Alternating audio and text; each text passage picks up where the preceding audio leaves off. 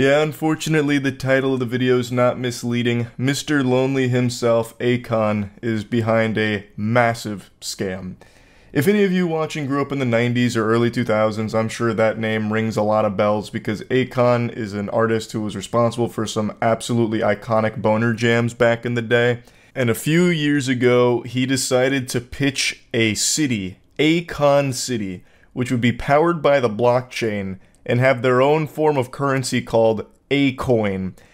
And I've got to tell you, the design documents here, the blueprints, the renders of what Akon City could look like are so outrageous it almost makes the Willy Wonka experience look like a good idea. I feel like everyone who takes even a glance at the proposed Akon City documents will immediately write it off as being impossible and just a load of baloney. And they'd be 100% right in that assumption. This will never happen. This city looks like something out of Final Fantasy. It's just not really feasible. Yet, Akon, as well as other collaborators, are doing their best to try and make it a reality. Though after years of work, the only thing they have to show for it is a single welcome center that has a graffitied picture of Akon on the side. And it doesn't really welcome you to anything because there's nothing to show for it. It just welcomes you to something that's emptier than my colon after eating Greek yogurt first thing in the morning.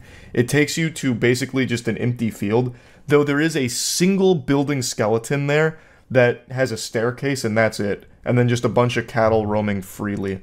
So there is no real progress being made on Akon City, and it really seems like from the beginning this was supposed to be just either a full-blown scam or just a narcissistic ego piece for Akon. Because it makes no sense why Akon would introduce a cryptocurrency to Akon City when a lot of African regions already use cryptocurrency in their day-to-day lives. If he was really trying to make this a real thing that wasn't just trying to take advantage and exploit people, it would have made more sense for him to just use the already established Bitcoin or Ethereum, which is prevalent throughout Africa.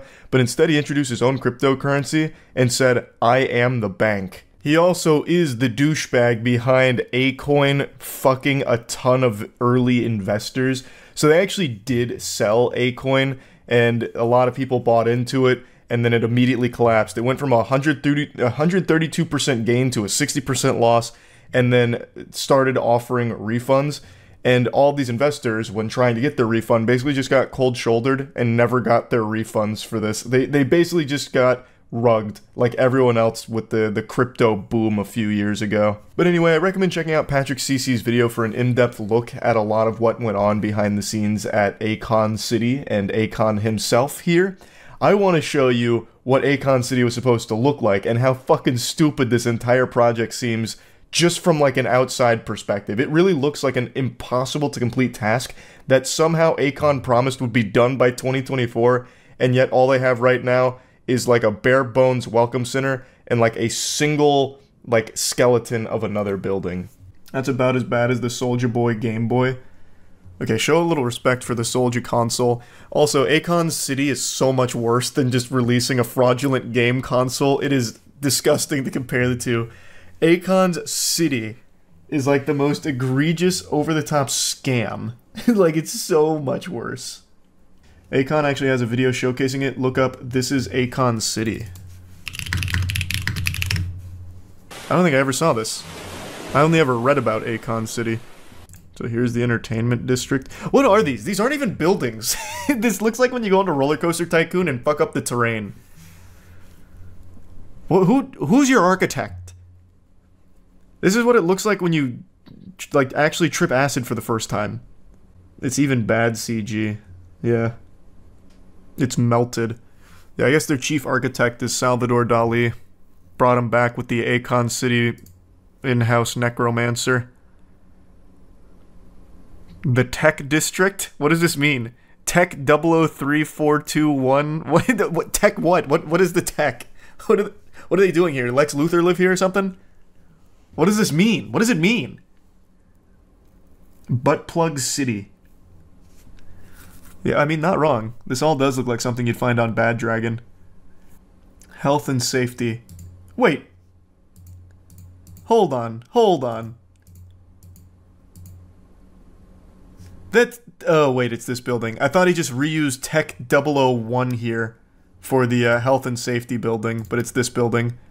They're just side by side. Yeah. This is the police station here. They inhabit this pack of hot dogs. Here's the fire department, which is conveniently placed in the worst possible position for them to get anywhere, because they're going to have to navigate this minefield, this fucking labyrinth. Good luck having a quick response time from the firefighters. Unspecified office building, I guess. Residential building. General hospital. Outpatient clinic. This is another residential building. Just this coral. Game name. Oh no, this is a city. This is a Akon City in real life. Apparently they actually did build a building though, so I'm gonna have to check that out. I never saw this video go up for it. Education district. This is Education 1, Education 2, Education 3. So I'm guessing this is pre-K, kindergarten, middle school, high school, and then everyone parks here in this teardrop, and then another residential building. Osmosis Jones type landscape. Bro modeled the city from the mitochondria. Yeah, true. So here's the Scenewood district. Oh, here, Akon Tower. He's even got his own, like, Avengers building. So this is where Akon lives, and only Akon. Wait, wasn't this in the tech district? Isn't this building already occupied by tech? Am I misremembering the layout? It might be too sophisticated for my tiny little reptile brain, but I'm pretty sure that was one of the tech buildings. Oh no, it's right here. It's right above Tech 4. Then a bunch of filming studios, more residential buildings, some more office buildings, and this random media tower, I guess. Looks like a cactus theme park. Yeah. Convenient location. All of this looks like Hitachi wands. It looks less like butt plugs, and it legitimately looks like the things you'd see in porn. Those, like, really, ribby wands. Looks like Cryptoland 2.0. Well, apparently it's powered by the blockchain, so it kind of is Cryptoland 2.0. I have to imagine whoever put this presentation together was actually laughing so hard as they charged Akon an exorbitant amount for it. Yeah, I'll throw this piece of shit together for like, I don't know, like $3 million bucks. Done. Shake my hand. Looks like a pretty cool place to live. I don't know what I'm looking at here. It's just random JPEGs that are floating through on this building, but how could you not smile if you lived in a place like Akon City? Alright, let's see the current Akon City.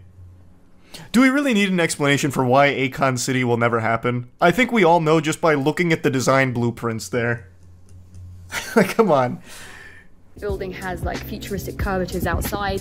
It definitely looks like something out of Wakanda, but only one building so far.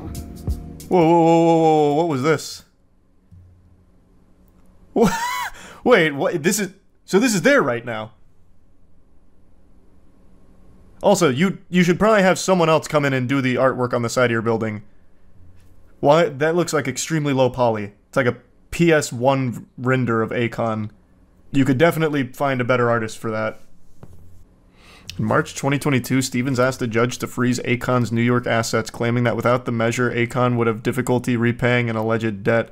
Stevens' lawyer, Jeffrey Movitt, alleged in his affidavit that Akon City and Akon exhibited many of the trademark characteristics of a fraudulent business venture, such as Ponzi schemes and pyramid schemes.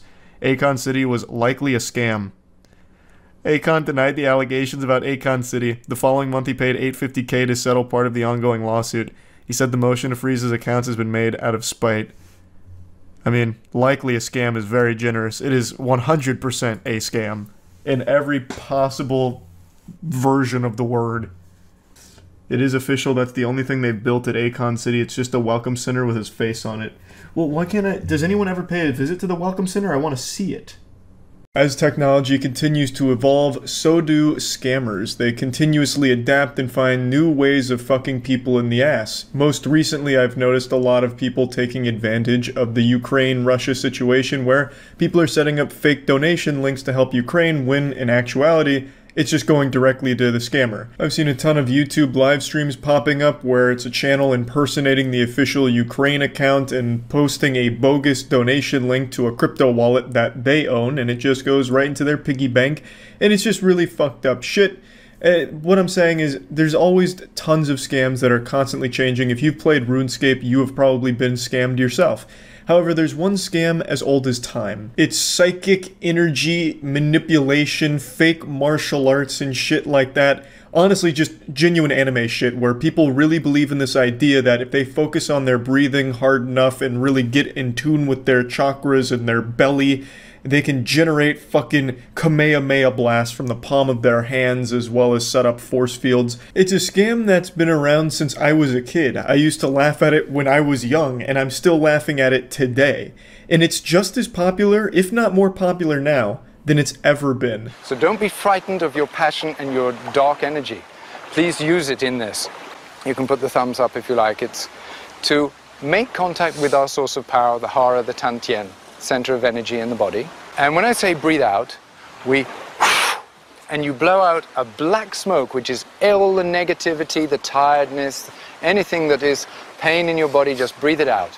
All of these classes sound like fanfic from the instructor. We're going to need to use your negative energy. We're going to have to harness that darkness within each and every one of you.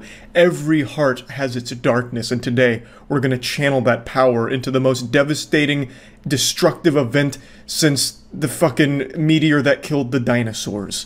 So get ready. Get into the belly, the center, the poo-poo-ba-boo-boo, and we're going to channel all of that energy from your center and blow it out. He talks about, like, expelling all of the negativity and shit. Like, just breathe out all of the problems. That'll surely fix it. Oh, you're homeless? Just breathe better, idiot. And then I say, look up. Hold the energy down into your body. And lock it in the belly. Look up, look up.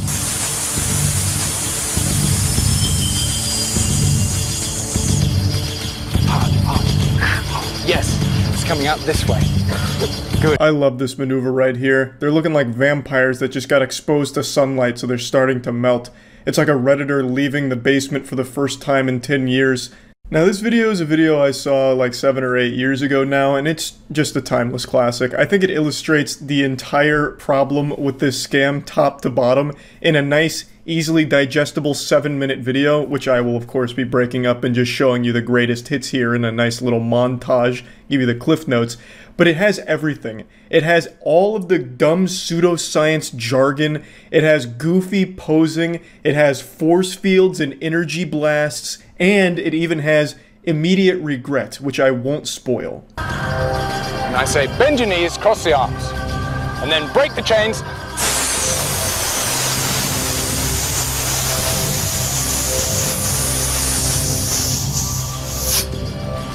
Oh my god. It's all over. He broke the chains. No one's safe. That was the only thing keeping him in line, keeping his power in check. He's gonna rampage now! Fuck! He's free! Ah! And we thought the chains would be enough to hold him down? God damn it! This is the end. I just love this shit so much, man. I really fucking do. Break the chains!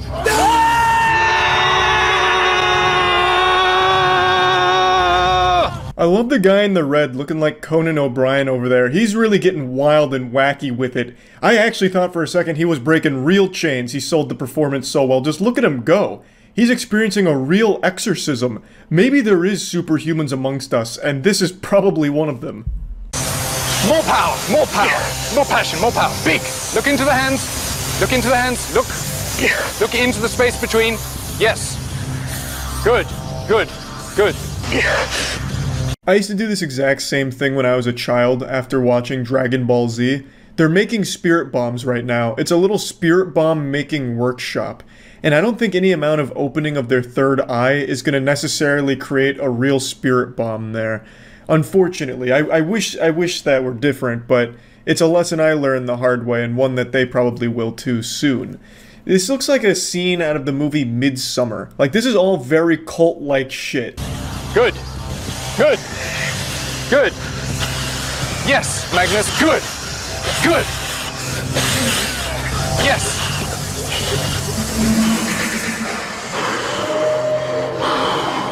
That's looking like me when I was trying to dance at clubs back in college. Dude's hitting like a mean TikTok dance or some shit there. He's having a full body experience right now. And I love this guy. This guy's so fucking great. It's like he's getting hit with an invisible lightning bolt. Just being electrocuted. He's just fucking... So is there anybody who wants to try defending themselves? Well, it'll work, so it doesn't you don't really have to try. But is anybody ready? You're ready, actually, and you're ready.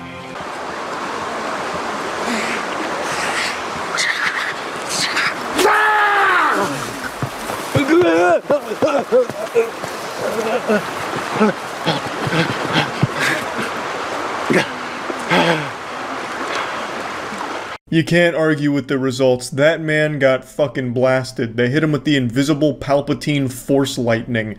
It just zapped him. And then when he was writhing on the ground, flopping like a fish, he seems to have ejaculated at the very end of it. So not only will you be able to disarm your attacker, but then they'll come in their pants. The ultimate embarrassment.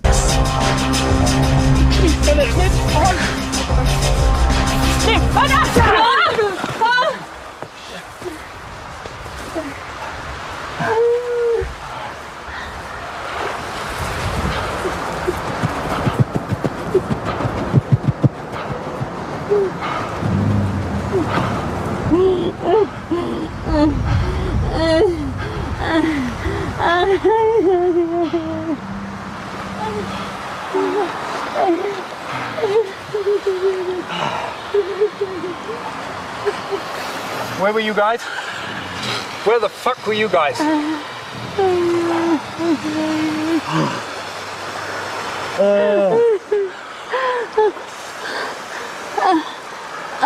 There's no doubt she immediately regretted paying for this course. Not only did she give money to get her ass annihilated, she then had to spend even more money on medical bills for her fractured pelvis, I imagine. I don't know if her pelvis was actually fractured, but in the full clip she walks away in excruciating pain holding her hips. So it was also a very hard tumble too. Unfortunately, she didn't set up the proper force field, and he just went straight through and bulldozed her, absolutely fucking steamrolled her. It actually looked like a linebacker busting through the offensive line to get a sack in the NFL. It was aggressive. He was coming in with a head of steam. There was no stopping him. Well, this is what happens when an unstoppable force meets a force that didn't even know the other was coming. It was devastating. She took a big fucking wallop there. And then he desperately tries to sell the performance, like he just starts like gyrating and seizing on the ground like, no, it actually worked to a degree. But you have to appreciate the other students' commitment to it. Like, they truly believe in it, because instead of like actually trying to help her and check on her, they both go over to her and like try and do a Naruto healing jutsu on her. So they're like trying to transfer energy as like the sensei's praying next to her, just hoping, praying to God that she doesn't sue so that he doesn't get a lawsuit. Like, this whole thing is just the perfect catastrophe to showcase the bullshit of the course. It is amazing. You couldn't have scripted it any better. I feel very bad for the lady for getting hit like that, but you had to know it was coming with a course like that. This kind of shit isn't just like goofily silly shit. It's dangerous because you convince people that they can do things that they can't. And also, after she gets up and walks away in pain, the teacher blames her for it, saying that she didn't really do a good enough job, and that only did a better job at convincing all the other students that it's real, because it made them a stronger believer. Like, damn, if I'm not really putting all my energy in here, I'm just gonna get hurt. I have to really concentrate. This guy's the real deal. Common sense would dictate, after seeing this, they'd be like, oh god, this is all a scam, it doesn't work at all. But here, this is where common sense goes to die, because they all left even believing stronger in it after having seen that woman get hit. Crazy. Just wanted to share this, that's about it. So yeah. The word influencer is without a doubt one of the worst terms we've ever widely adopted. It is just such a yucky term, but there's a way of making it even worse if you put the word mom in front of it. Mom influencer, upon just hearing that, induces nausea. It's like a real brown note. For those that don't know, the brown note is a legendary myth in music. It's basically a forbidden jutsu, but for sound. fundamentally it boils down to a frequency that, when exposed to a person, causes them to void their bowels, causes fecal incontinence. So you shit your pants when you hear the brown note and you have no control over it. The term mom influencer does something similar, but instead of just pooping your britches, you get sick. I think there's nothing wrong with mothers making internet content on, parenthood or educational content on what it's like to be a mom. That's all great, that's wholesome. But then there's a step too far into lunacy where you cross into the dark side of the force here. And that's mom influencers that use their children like props for them in their videos for their own online fame and clout. I feel like those kind of parents don't care about their children at all. They're just living vicariously through them in order to fulfill something in their life that they were unable to do on their own. So now they use their children for that online, brownie point shit and attention. And that's what we're talking about today, with one mom influencer in particular. Her name's Katie, and a couple years ago she made a viral video about how her children were nearly kidnapped outside of a Michael's. And boy howdy, would you believe it, it turns out it was a load of baloney. She made it all up for internet clout. But this also came at the expense of 2 actual people here that she accused of being the ones to try and kidnap her kids, and she did report it to the police. So not only did she fabricate the story, she nearly had 2 innocent people fucked for life for this. So it is downright evil and degenerate. And now, it's a few years later, she has been convicted for lying about this. Her sentencing is upcoming, but it's very nice to see justice finally being served. It's a little upsetting it's taken so long, but you know what, we're here. Now let's get you caught up on the story because it's a wild one. This morning, a popular social media influencer who falsely accused a couple of trying to kidnap her children, now convicted of lying about the whole ordeal. Monday of this week, my children were the targets of attempted kidnap. This is the face of a fib. She's not being truthful. She now owes a quarter into the lie jar, and that jar's gonna be filled to the brim after this case, because she's a fucking liar. So, Katie went on Instagram, made this story accusing 2 random people in a Michael's store she was at of trying to kidnap her kids outside of Michael's. And I want to share that story with you in an effort to raise awareness as to what signs to look for. The whole idea behind all of this is so silly. Hey guys, my kids were almost kidnapped. Now let me tell you what I learned about this experience. Make sure to slap that like button for more kidnapping avoidance tutorials, and stay tuned next week where I throw my kids into a coal mine and we see what happens to their lungs so I can give you educational content on how to avoid children in coal mines. Like, what do you mean signs to look out for in the case here of the kidnapping outside of Michael's? What? Giant trench coat? If there's a couple with a huge trench coat and they're stuffing kids inside of there, big red flag. And watch out for the stork coming through and grabbing your kids with their big fucking talons. Like, what the fuck are you talking about? Now, of course, there could be real advice you could give to somebody on, like, signs to look out for creepy people that might be up to no good. Like, hey, maybe if these people are stalking you throughout Michael's and following you to your car, then maybe you should alert people around you, that kind of thing. Or just making people aware, like, there's nothing wrong with involving outsiders if you feel like you're in a situation that could be potentially dangerous. That's all fine advice. But it's not the advice she's aiming to give here. She even says that, parents are too preoccupied with making sure their kids are masked up that they no longer look at them, so it just leaves an opportunity for a stranger to come in and fucking steal the stroller out from under their nose or something. Like, at least alludes to that. Keep in mind, this was a few years ago during the height of the pandemic, so masks were a huge talking point. So she makes, like, the point she's making about, like, signs to look out for are basically just, like, open your eyes. She's basically just telling people to be a parent. It's ridiculous. The story she tells here offers no good insight on things to be aware of unless you're an absolute fucking oblivious idiot to everything around you. Like, these are all things people would absolutely notice and be uncomfortable with the same way she is in the video. Of course, it's all made up at the end of the day, but still, like, the whole purpose behind it and the message she tried to get across makes no sense. It's so laughable. Found the full video. It's like 15 minutes long. And it is one of the most descriptive things I've ever listened to for a completely make-believe story. She talks about this story like she's in a creative writing course and giving a presentation in front of the class for a piece of fiction that she wrote. It's outrageous the amount of detail she goes into, like when she's getting to the climax of everything where the stroller was almost snatched and her children abducted. She's talking about like they took 2 steps forward, but then 3 steps back. They did the hokey pokey and they turned themselves around. You know, I saw the fear wash over me. I could feel it. My pupils were dilating as this absolute menace, this villain, was approaching me with ill intent and malicious aura surrounding them, like a bat out of hell. It's outrageous. It is all completely fucking fanfic make-believe. Falsely claiming that strangers tried to kidnap her 2 young children on December 7th, 2020, outside the Petaluma, California Michaels store. The Sonoma County DA's office says the videos were posted about a week after Sorensen reported the supposed kidnapping attempt to police. So what's wild is she didn't just make this story up for the sake of Instagram views and likes. She did report this incident to the police, who pretty quickly were able to dismiss it as a bunch of fucking hoo-ha. They immediately really realized that the events she was describing on Instagram were completely different than the events that she had described to the authorities. It was wildly different. And after talking to the couple in the clip you saw there, that photo of the couple, after talking with them, they realized that there's no evidence at all. There's no witnesses. There's nothing to corroborate anything that Katie was ever saying.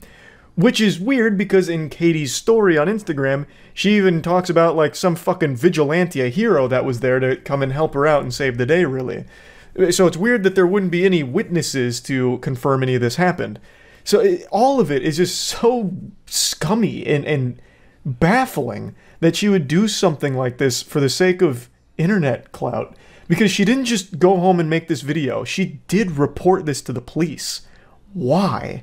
Why go that step forward? I guess in case people would call her out on it, she'd be able to pull up a police report or something, but she should have known that they would have gotten to the bottom of this and realized that it was all a lie. And reporting a false crime is a crime. You can't do that. You can't just knowingly make some shit up and then report it to authorities and then potentially ruin the lives of the people that you are falsely accusing. That's just downright evil. In the video, Sorensen described a number of details about the alleged incident that hadn't been disclosed to police. The accused couple, Sadie and Eddie Martinez, say they actually recognized themselves in this photo and came forward to deny Sorensen's claims. She wanted a stronger following. She was looking for, content for her fame and her income. And at our expense. I think they're absolutely correct. I think the main motivator behind all of this was just that internet attention. A little fucking clout goblin was born on this day, and it did work for however brief a time. Katie did receive a lot of love, got a lot of new followers on Instagram, had a huge outpouring of just well wishes from the community for such a traumatic experience and her bravery for sharing it and all of that. And she did build a big following from all of this at their expense, but her house of cards has now come crumbling down clearly, and there were already signs that this was very fishy even a few years ago where authorities were like, this is a bunch of mumbo jumbo, this isn't real, there's something goofy afoot here.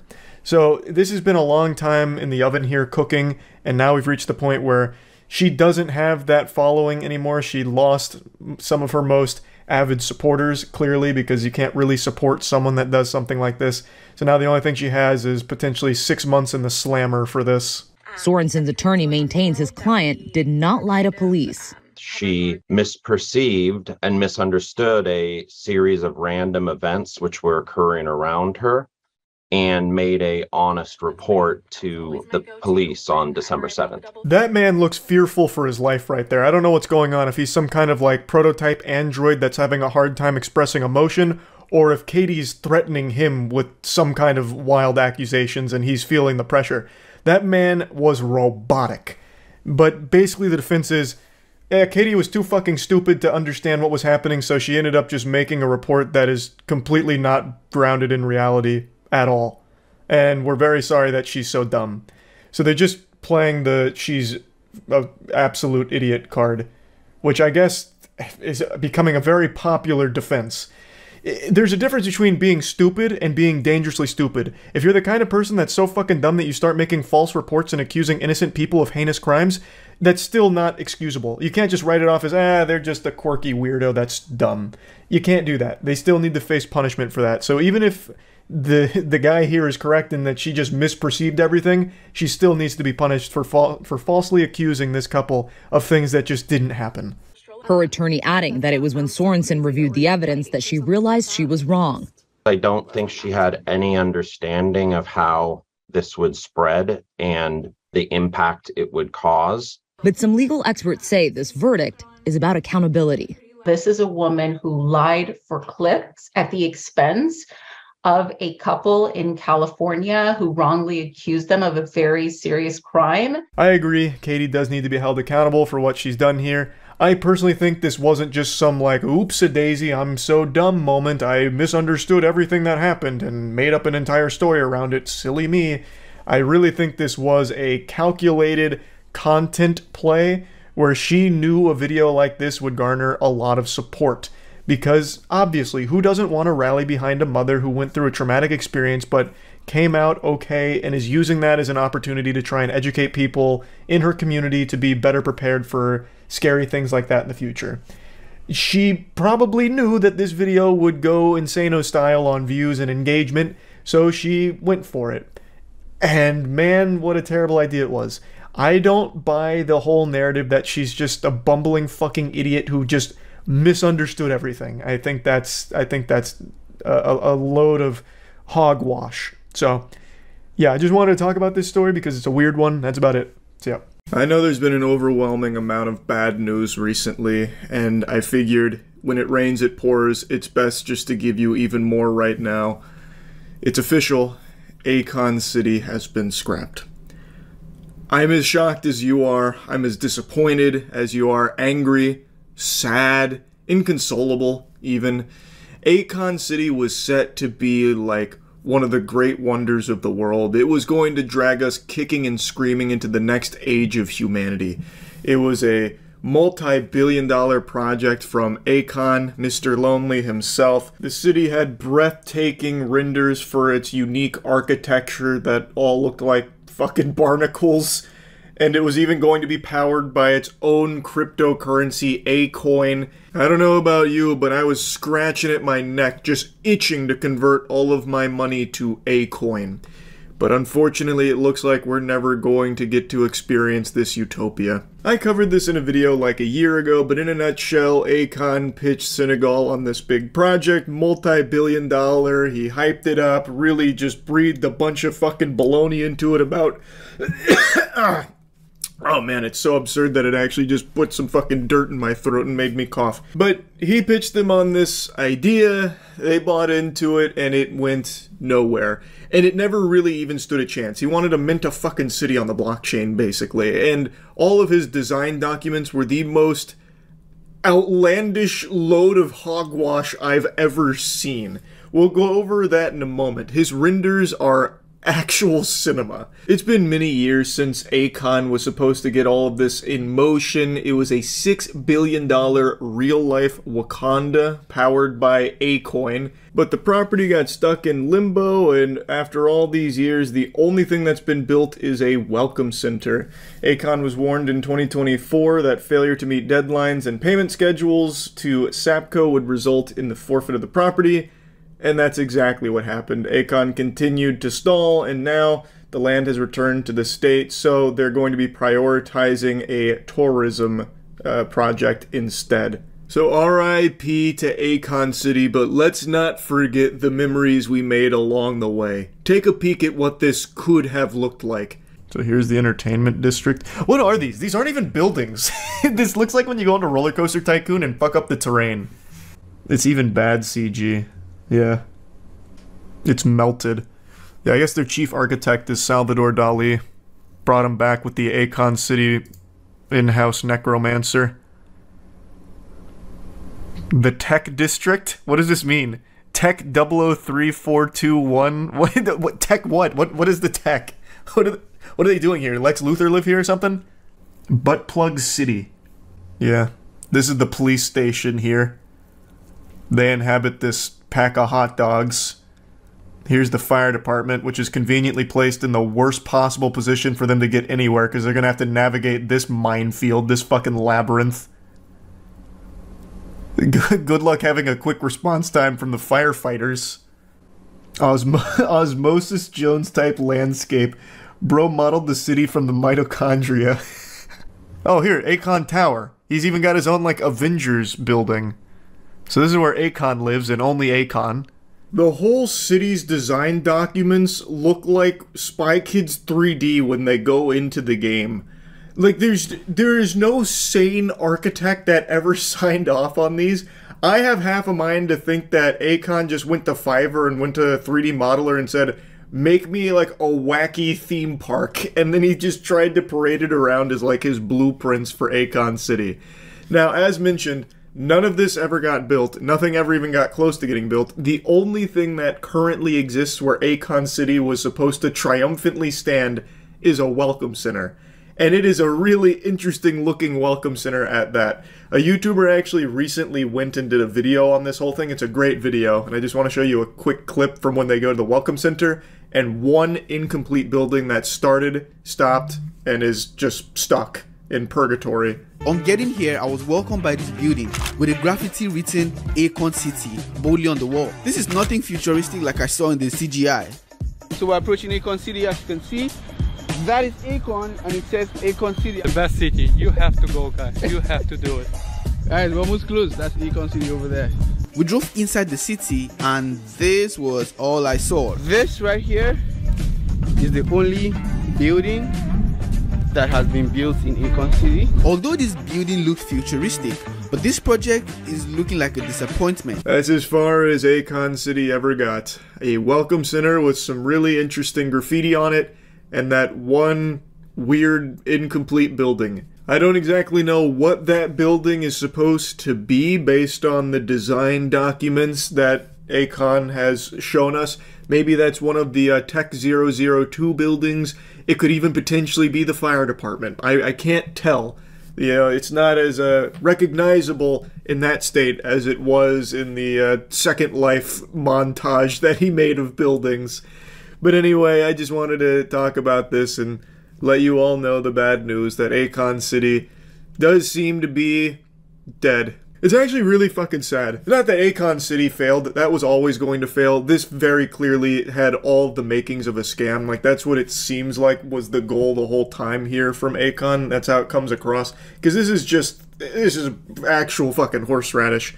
It's sad because he just clearly came in here with no real plan and seems to have just wanted to exploit the people here.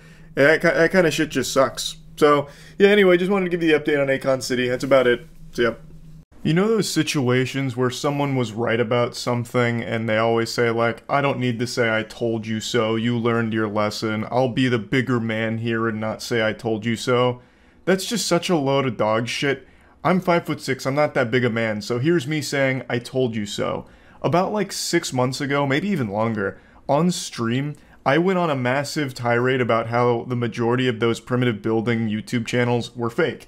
And I pulled up multiple videos to try and prove my point, and I was met with nothing but vitriol. People were calling me stupid, calling me wrong, calling me dumb idiot brain, like all kinds of insults about me not being right. Despite my evidence being pretty much irrefutable, I thought people just wanted to live in their delusion that their favorite primitive building YouTube channel was legitimate, but they're not. And a YouTuber named SunnyV2 posted a massive video that's done extremely well that most people have seen by now, which vindicates me, proving that the channels that I'm talking about were fake. There's only a couple real ones, the biggest being Primitive Technology, which I always said was real. It's the only real one that I know of, but I'm assuming there's others that I just haven't looked into enough. But the majority of them, the very popular ones, are fake. Primitive Technology Idea, Mr. Tifu, like all of these massive ones that sprout up out of nowhere, get 500 million views, that have like all of these crazy intricate things like water slides with giant giraffes and crocodile statues in there looking like a fucking mini golf course that they apparently make out of sticks and stones. All of those are fake. Obviously. But no one wanted to believe me when I was trying to prove it, and now that Sunny's made a video on it, now everybody knows that they're fake. And people have apologized to me in Twitch chat for not believing me, and I accept your apology, but still, I told you so. Now let's go through the video and go through the evidence a little bit and get a little more in-depth on it. Have you seen the video debunking those primitive building videos? I actually still haven't seen Sunny's video on it yet, but I also debunked those videos on stream, and I was met like I was trying to teach teriology. No one believed me. I tried debunking it on stream because I was telling people that most of them, almost all of them, are fake, and nobody fucking believed me until Sunny V2 posted his video on it. Now I've been vindicated. But yeah, I still haven't seen his video yet. He came out with real evidence and explanation. Man, suck the dirtiest part of my ass. I came at you with, voice crack, with real evidence and explanation, but you guys didn't want to hear it at the time. I brought up like 3 different videos showing the aftermath of primitive building videos where someone bought like 10 acres of property and there was like multiple locations where they made those like underground primitive swimming pools and shit, and you could actually see construction equipment, tire tracks and all of that. And you guys were like, no, those are just naturally occurring jungle tire tracks. Like, I came at you with evidence and you still didn't believe me. Almost every single primitive building channel is underpinned by countless different lies, and we've got tons of evidence to prove it. Goddamn right we do. Now, we need to put an emphasis on the fact that this is a 500 million views per video. Users... That channel name is so shameless, Mr. Tfue. Is it supposed to like capitalize off Tfue being a popular YouTuber in the algorithm? I'm actually not super familiar with this one. Was that the idea behind it? Users continue to mention one name over and over, crediting him as legitimate amongst the sea of phonies. Primitive Technology. Yep. The 10.4 million subscriber channel, which is when going back to the beginning of these silent, relaxing videos, it becomes pretty obvious as to why they're credited. If Sunny plays the same videos I played in my evidence, I'm gonna be tight. Primitive Technology cuts no corners and shows how each stage of the construction is legit. Yeah, Primitive Technology is real. Again, this follows the same format as everything else on the internet. Someone comes out, does something super impressive, legitimately, and a lot of other people will try and do it as quickly as possible to cut as many corners as possible to try and capitalize off it. It happens everywhere, so it's not like it's surprising that it happened with Primitive Technology. But yeah, he's legitimate. 100%. Or blue. And it's a weird blue colour. Why is it so blue? Probably because they're probably putting dye in or something. There's no reason for it to look so blue like that. Are they really creating these structures out of mud and sticks? Well, when you do a little bit of research, the answer to this question is most certainly no. The best evidence for this is found when... I mentioned this as well. In all of these videos making these elaborate, luxurious pools in the ground here out of nothing but sticks and elbow grease, they have like the bluest water of all time. And they're supposed to be getting this water from like nearby rivers or springs that they bring back to their location using like hollowed out logs and making a network out of that. But that's just a bunch of fucking baloney.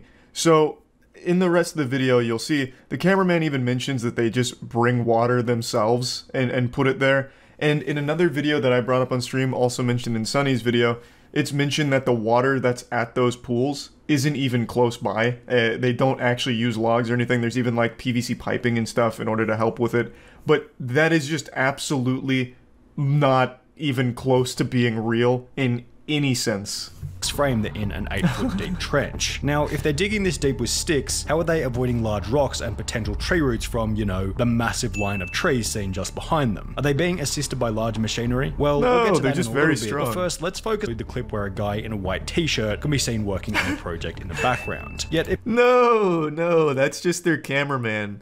He's also using sticks over there in order to whittle out just a little stubborn branch is all. As the video would suggest. It is a large operation, as you may suspect, with a large team. I'm shocked. After he then offered to answer any questions we had about their channel, we attempted to figure out how many different construction sites before capturing over 8 minutes of footage with a drone. We'll refer to... So you guys believe it when he puts this in his video? I pulled this exact fucking thing up in my rant on these things being fake. But now that he puts it in his video, you guys believe him? That is actually hurtful. That actually hurts my fucking feelings. There's initially a clip where 8 different workers can be seen standing around a rectangular hole in the jungle, followed by another grainier clip from a far distance, where somewhere between 7 and 10 people can be seen building a swimming pool. So to further explain this clip, which is something I've talked about at length, a YouTube channel named Photo Expression flew a drone around an area where a lot of these primitive builds took place. A lot of pools and structures like that.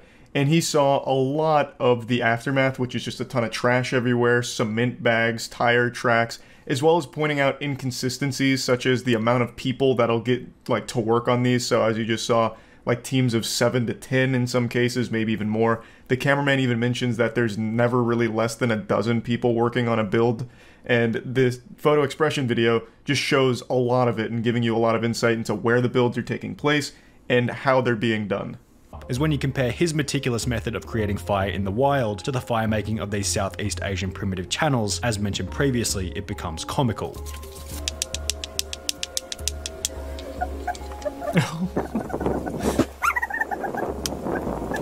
They slap a couple of rocks together before beginning an explosive well, they just have fire on better large logs rocks with no kindling whatsoever. John Winnon draws a big circle and begins to dig it out. Only in the next frame, suddenly there's spray paint on the ground that they forgot to rub out. Additionally, on the wall of the hole, these long smooth cuts can be seen, which are completely incomparable to the cuts being made by the stick. No, he's using a bigger stick for those. Turns out obviously. spray paint marks weren't the only thing that they forgot to rub out, as in the minutes that Tire follow, tracks. excavated tracks can be seen here, Yep. here, here, and here.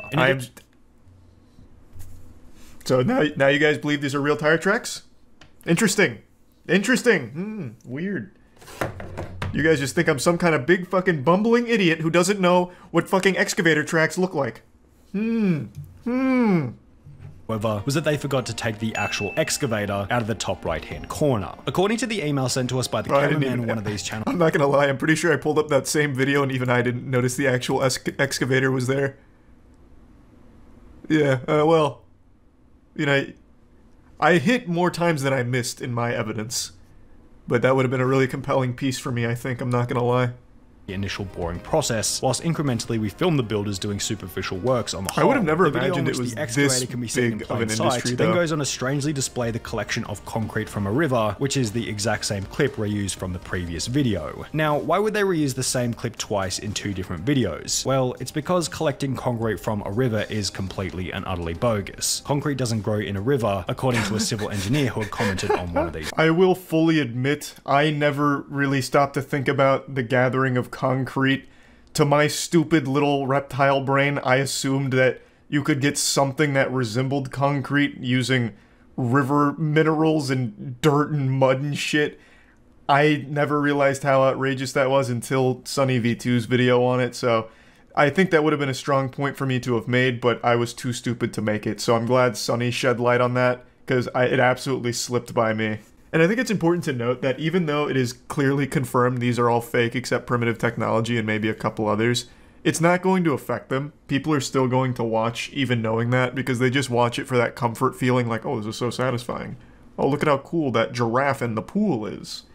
So it's not exactly going to hurt them, but it's at least nice that people will now finally know for sure that the shit is fake and stop trying to pretend that it's not.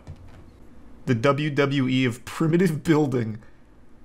Yeah, honestly, at this point, I would go, like, full-blown showmanship here and just make it really entertaining. They should have storylines where, like, there's a rival builder or, like, an evil construction man who comes by and tries to, like, tear their house down or something that they have to fight. I get real wild with it. Has their own unique method for creating natural concrete. This channel's concrete is simply a mix of dirt and water, which, if you think about it for 2 seconds, doesn't create concrete and rather creates muddy water or mud, which is just dirt after the water dries. This other channel gets a bit more creative with it. Expression had stumbled upon various completed primitive builds, also showed that after these channels are finished building, the sites are simply left to rot. This video doesn't speak for every Southeast Asian primitive building channel, but in this particular case, rubbish was left everywhere, including, as you might guess, cement bags. The fact that the videos are fake isn't were attached together then used to siphon water from a river to the pool, only there was no river. Photo Expression found the exact site of this pool, then stated in his video that in reality, the closest water source was more than 6 kilometers away. Instead, he found a bunch of blue plastic piping attached to a tap in the ground. The funny part is any scene where you see them sourcing water from some magnificent waterfall or lake, they're actually going somewhere perhaps hundreds of kilometers away and pretending to take it back. The video in which Photo Expression... This camera guy seems so nice. Like, he just seems like such a jolly guy.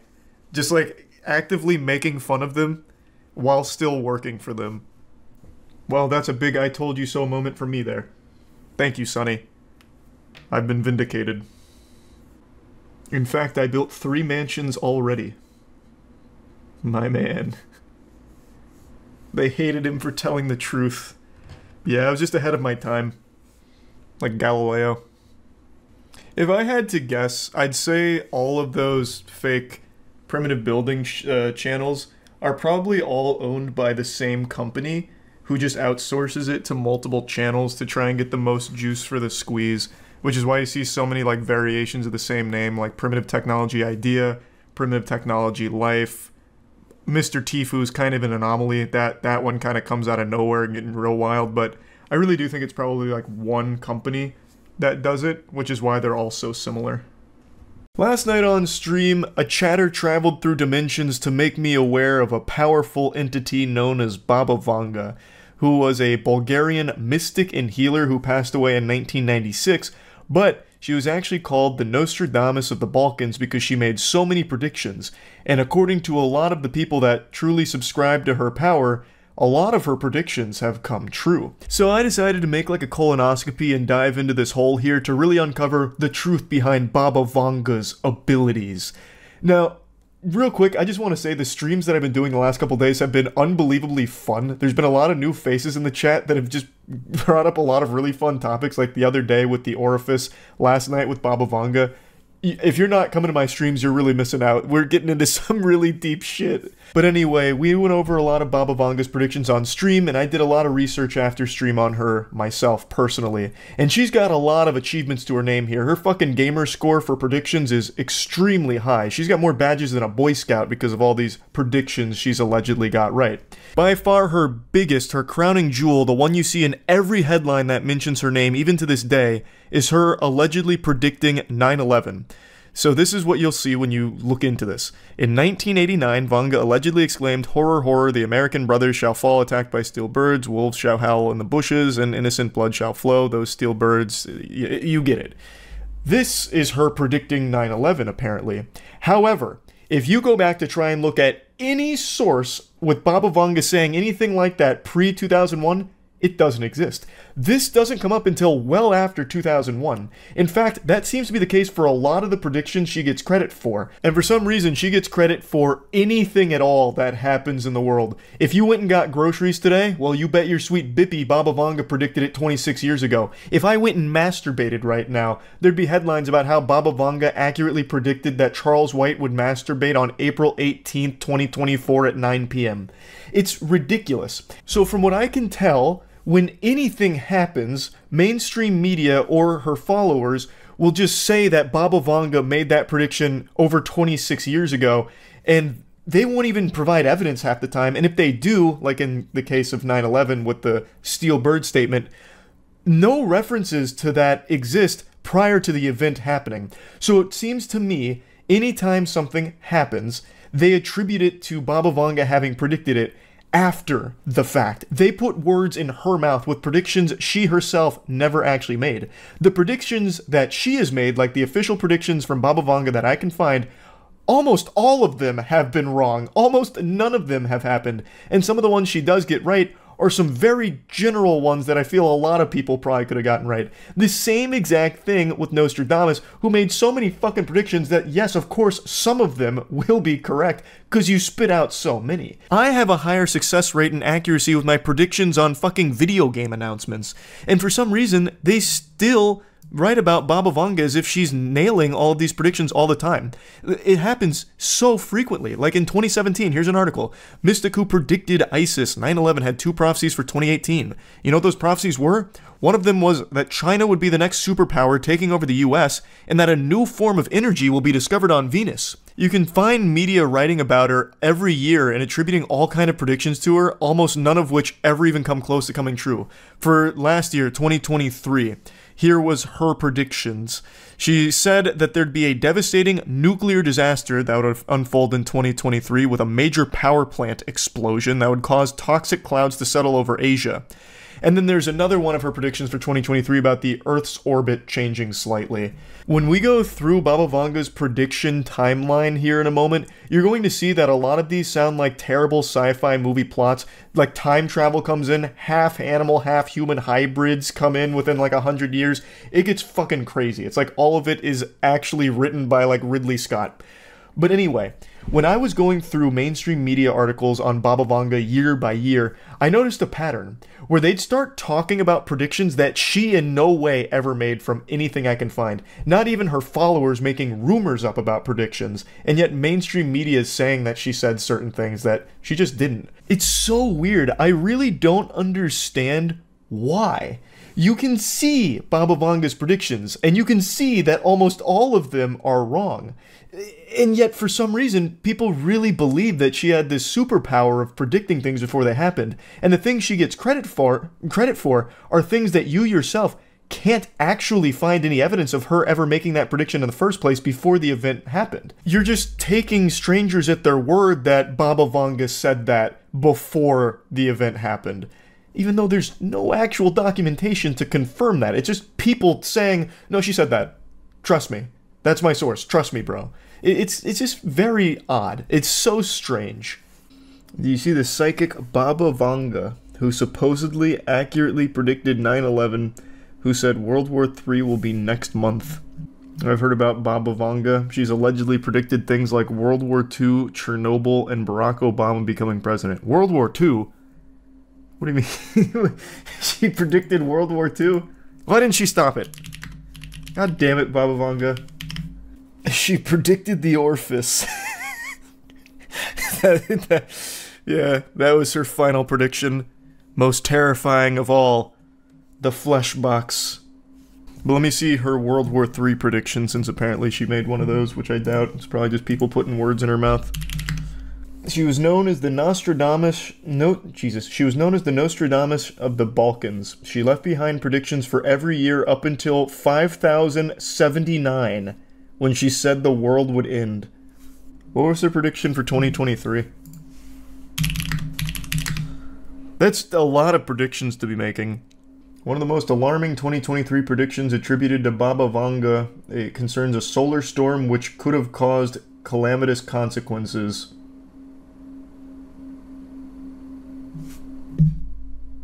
So that didn't work. So that was a lie. Imagine though. I mean, she gets credit for anything that does happen. So even though her prediction was wrong, she still got credit for something else that happened totally unrelated. So I mean, she still wins. Let's see the Baba Vanga predictions.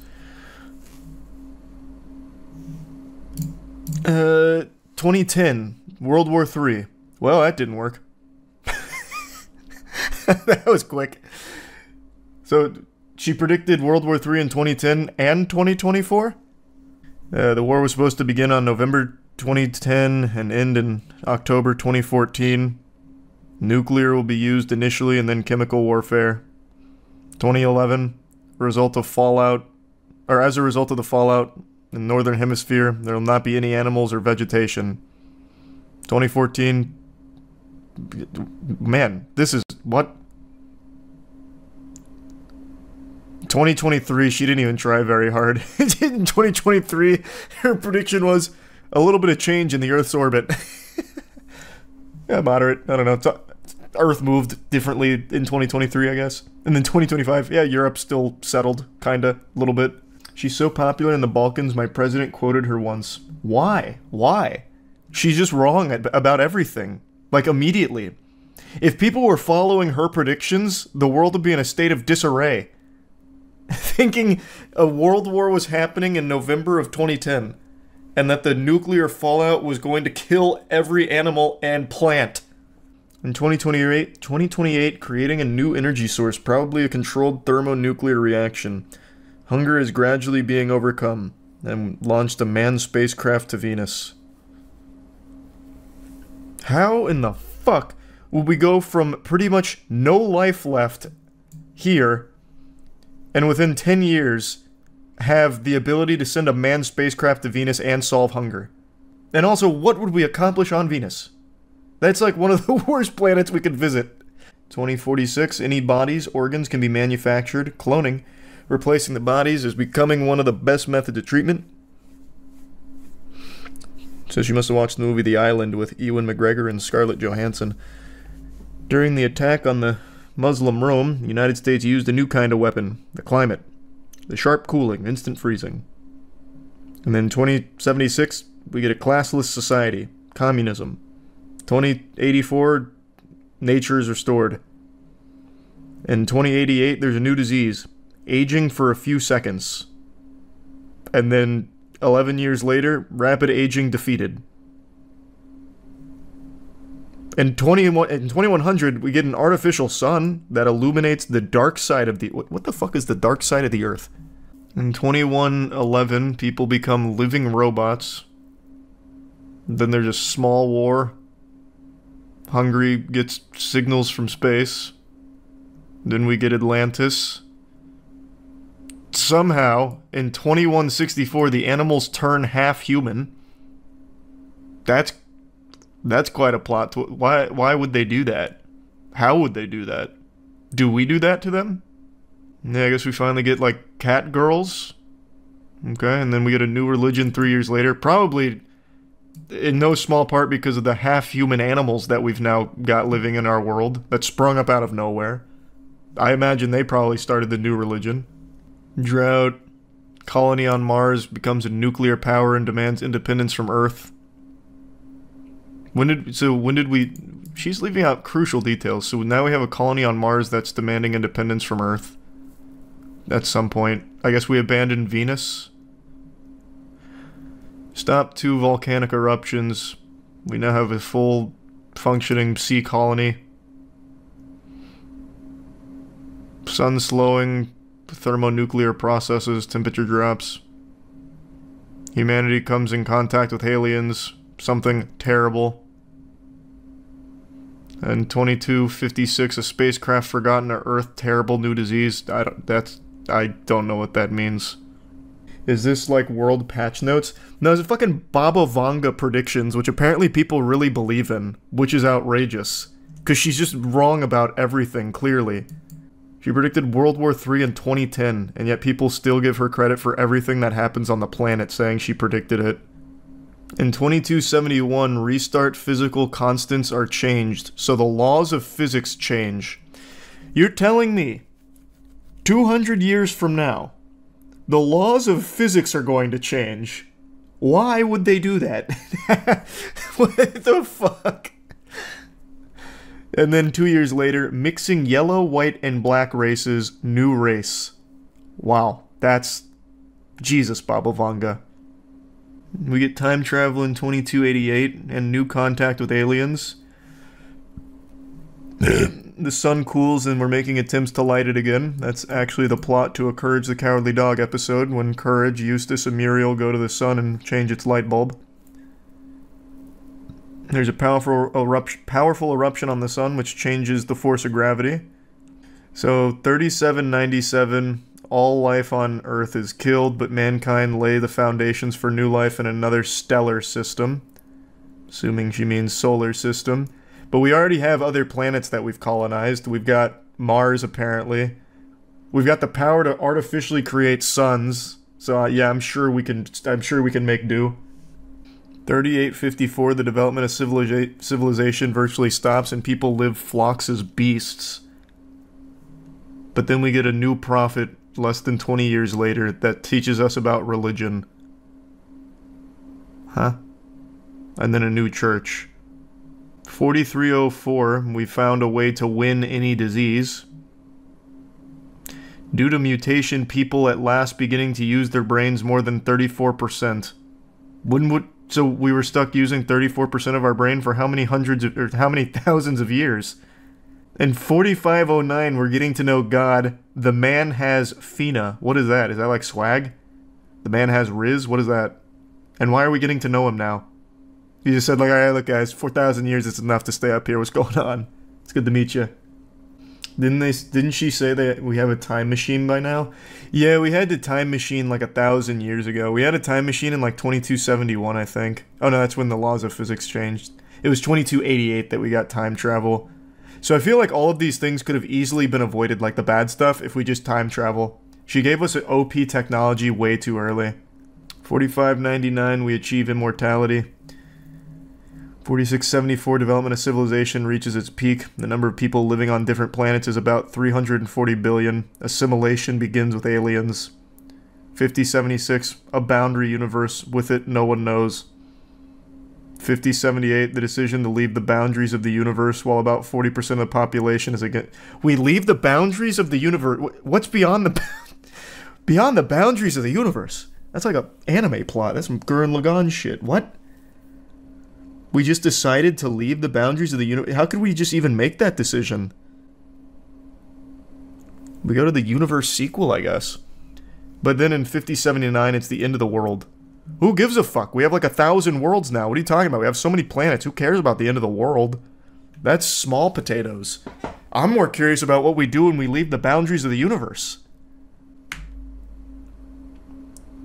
That's DLC. Oh, yeah, perhaps. 3 out of 3,000, not bad. Well, the thing is, she also didn't even predict those things that she's getting credit for. They're not among her predictions. It's just people, for some reason, making it up on her behalf. But it's so weird, like, mainstream media plays into it as well. So, like, chilling predictions Baba Vanga made for 2024 that came true. The huge economic crisis. But she didn't do that. We just looked at her 2024 predictions. Well, there wasn't any. 2023, her prediction was the Earth orbit slightly changes. Is the Silk Song release date on there? Oh yeah, did she predict the final release date for the new Hollow Knight game? That's a good question. Let me check. Baba Vanga would know. I think she's just kind of become this figure that the media can draw on, like, oh, Baba Vanga says this. Gotta be careful, stay afraid. We've all been duped, bamboozled, smeckledorfed. Not even a word, yet it accurately describes this situation. We have been lied to. Another example that, no matter how convincing some things may appear on the internet, there's a very good chance it's somehow fake.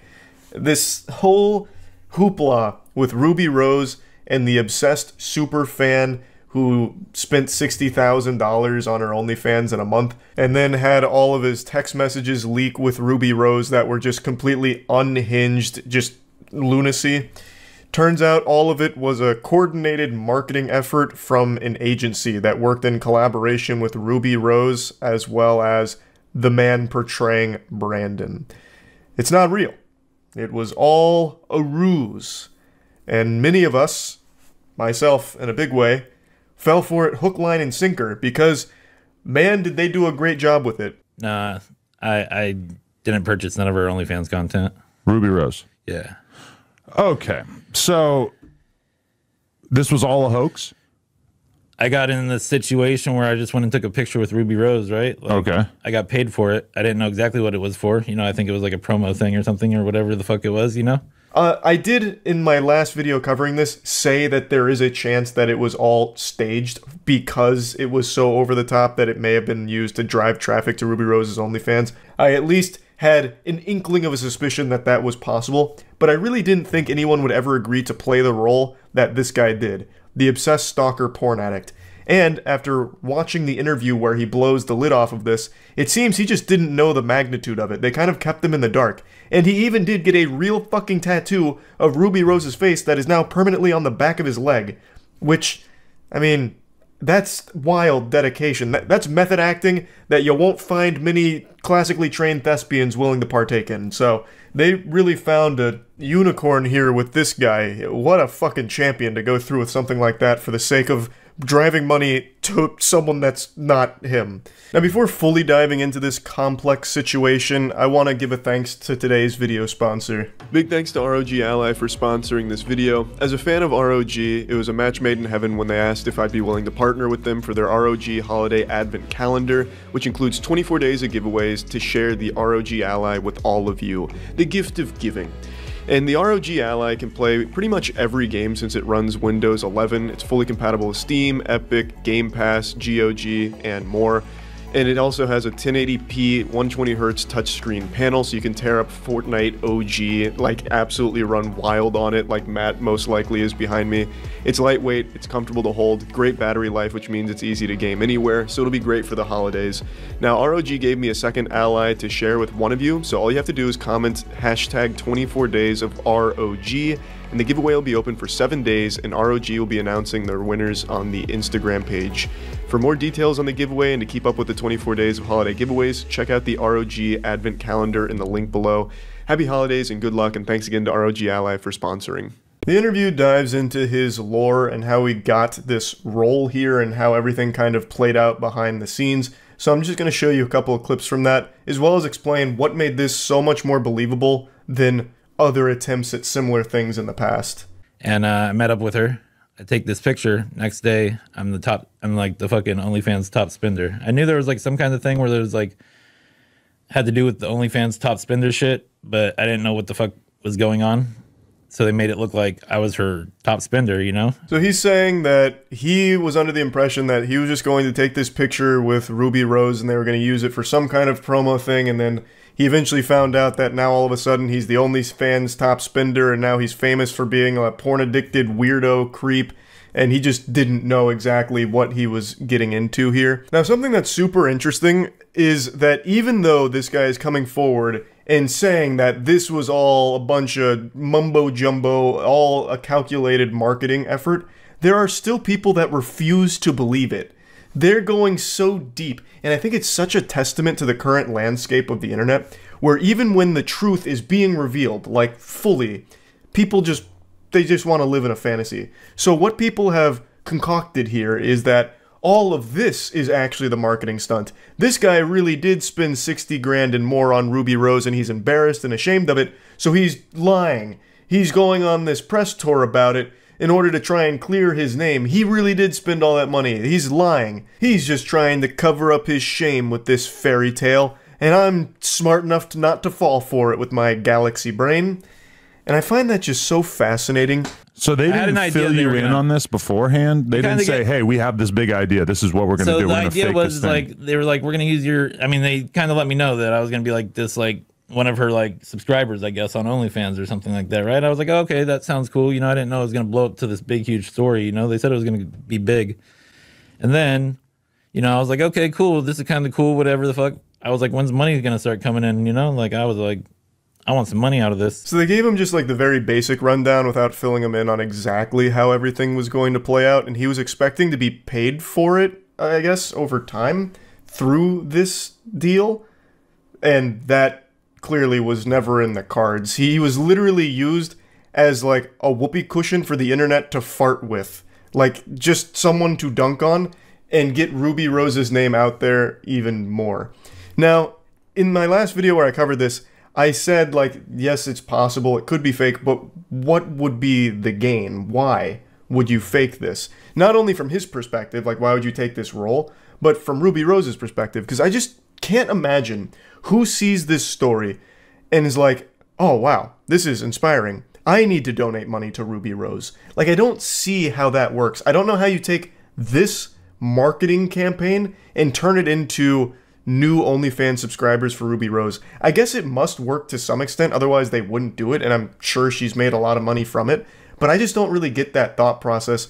Who watches this porn addict, obsessed stalker fan who doesn't stop sending the creepiest text messages ChatGPT can cook up, and then they're like, maybe I need to try. So then they start sending money to Ruby Rose's OnlyFans because of it. Like, I don't really get it, which is why I didn't think that it was super likely that this was fake. But it was, clearly. But how are you going to get paid for it? And you're saying that they didn't tell you beforehand that this was going to be the storyline? Well, I knew there was this OnlyFans and like the person's the top spender, but I didn't know the story was going to come out to be bigger than what the story is now, you know? Like where I'm like the obsessive guy who's in love with her. And all so the $60,000 number was fake? It's a real account, but it's not me. So he's claiming that the account is real, it just isn't him that did that. Now that's a little interesting because I feel like it's probably just a fake account. Like, I don't think there's anybody out there that actually did genuinely send $60,000 to Ruby Rose. If the account is real and that money did get sent to her, I have no doubt it's her own money that was sent to her from her team. Someone on her team made an account and just sent 60 grand of her own money to her. And OnlyFans, of course, is going to take a cut, but I guess they were just going to chalk that up to a marketing expense. Like, if the account is real and it's not just a fake Photoshop screenshot or anything, or a faked video, then that's probably what happened. There isn't actually someone there that sent the 60 grand, since it's not him. What's the next thing that's going to happen? And then I did say we should, like, get some kind of tattoo going, you know? Like, I'll get her name or something tattooed on me. I didn't think I was going to get a portrait. Where's the portrait? On the back of my leg. Okay. So Now, when that, so first I'm the top spender, and then it comes out to me being, I didn't know I was a Bitcoin billionaire, you know? I mean, I have some money, you know, but I'm not like, what do I think's a good price for the tattoo? Now, I was like saying 15 to 20K, you know? Now, he really did get an authentic tattoo of Ruby Rose's face firmly planted on his body. Now, he said he asked the team for at least like 15 to 20 grand for it, and then he went on to say, like, he has some weird tattoos, so it wasn't that big of a deal to him. He even said, like, you know, down the line, if someone asks, he'll just say it was his ex-girlfriend or something. So, I'm assuming, got paid for that tattoo. He then goes on to say that they never told him about the whole, like, crypto billionaire angle or anything like that. So, he went to a weed shop and someone brought it up, and then it started to hit him like, okay, this is kind of a big deal now. So this is where the most important part comes up to me, where it really sold me on this being a genuine case of a porn addict, obsessed stalker that is sending unreal amounts of money to his fixation, Ruby Rose in this case. This is the most important piece of the puzzle. That true life episode with Brandon in it. The porn addiction episode. But then also you were on True Life fucking porn addiction, and I was like, yeah, I was? And then I looked into that afterwards, but so were you on True Life porn addiction? Or because I saw that too. I saw that there was like like me, does it? Oh, that wasn't you at all. I saw the picture and I just assumed that it was. Wow, Yeah. is nothing real? Holy shit. No, so I mean, so this is the part that is just actually impressive to me because I would have never expected it.